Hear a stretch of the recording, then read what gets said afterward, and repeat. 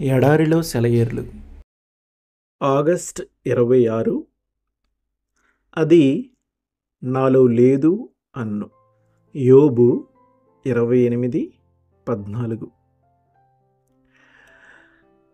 ఎండాకాలపు రోజుల్లో నేననుకున్నాను, నాకిప్పుడు సముద్ర వాతావరణం, సముద్రపు గాలి అవసరమని. అయితే సముద్ర తీరానికి వెళ్ళినప్పుడు అది నాలో లేదు అని సముద్రం అంటున్నట్టు అనిపించింది.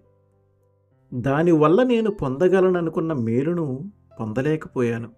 కొండ ప్రాంతాలకు వెళ్తే నాకు ఆరోగ్యం చేకూరుతుంది అనుకున్నాను. అక్కడికి వెళ్ళాను.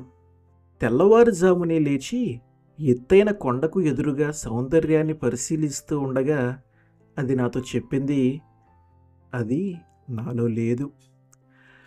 నాకు తృప్తినిచ్చే గుణం దానికి లేదు. అవును, నాకు కావలసింది దేవుని ప్రేమ సముద్రాలు, నాలో ఆయన సత్యం యొక్క ఔన్నత్యాలు. అగాధం మాలో లేదు అని చెప్పింది.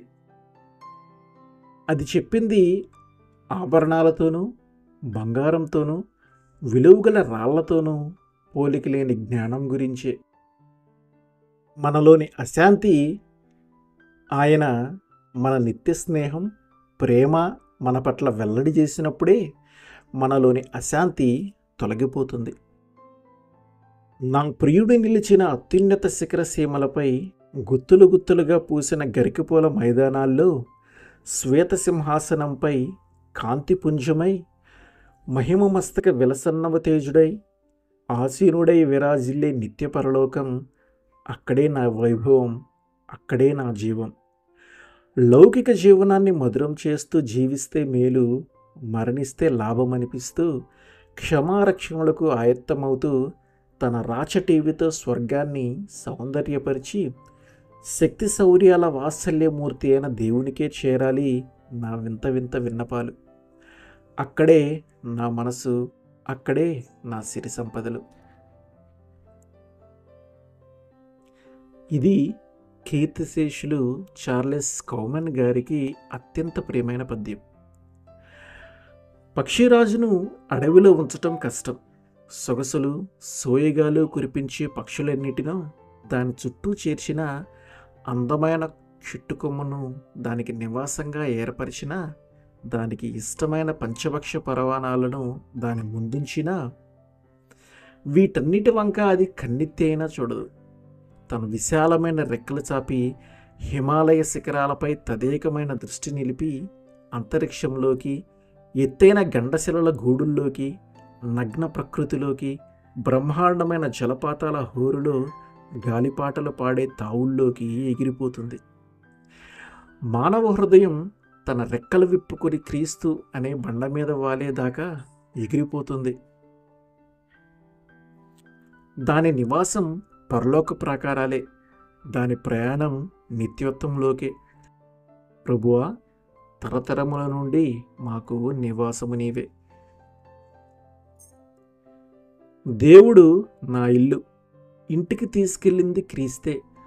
చేదోడై నన్ను తన చెంతకి పిలిచాడు, చింతలు బాపి నన్ను చేరదీశాడు, తన అడుగు జాడల్లో నడిపించి తన్మయుణ్ణి చేశాడు. దేవుని ఇంటిలో పవిత్రతతో, ఆనందంలో, స్తోత్రార్పణలో ఉంచాడు. పరిశుద్ధపురమా, పిల్లవాడినైన నేను పరలోకవాసినై నీలో పవలిస్తాను. దేవుడే నా ఇల్లు. గడిచిన కాలమంతా అంతం లేని దారుల్లో అంధుడిలా నడిచాను. నాలో నేనేదో దేవులాడుకున్నాను. దరిచేర్చే దారి దొరక్క దుఃఖపడ్డాను. ఆశలు సమసి, భయాలు ఆవరించి ఏకైక మార్గం క్రీస్తులో దర్శించాను. ఆయన్ను చేరి అక్కడే నివసించాలి. దేవుడే దయతో దీన్ని అనుగ్రహించాడు. దేవుడే నా ఇల్లు. ఇప్పుడు నాకు ఆశ్రయం, నా శోధనలను ఎదిరించేది నేను కాదు, దేవుడే. బాధలలో ఆదుకొని ఆదరించేది ఆయనే. దైనందిన అవసరాలకు దిక్కు ఆయనే. దేవుని బిడ్డను నేను, ఆయనే నా ఇల్లు. దేవా, నాలో నీవు, నీలో నేనే. నీలో తప్ప అన్నిట్లోనూ మృతుడినే. సుందర సదనంలో శయనించినప్పుడు ఇందులో అందులో ఎందులో చూసినా అందాలు నీవే, నా నందనం నీవే. ఆమేన్.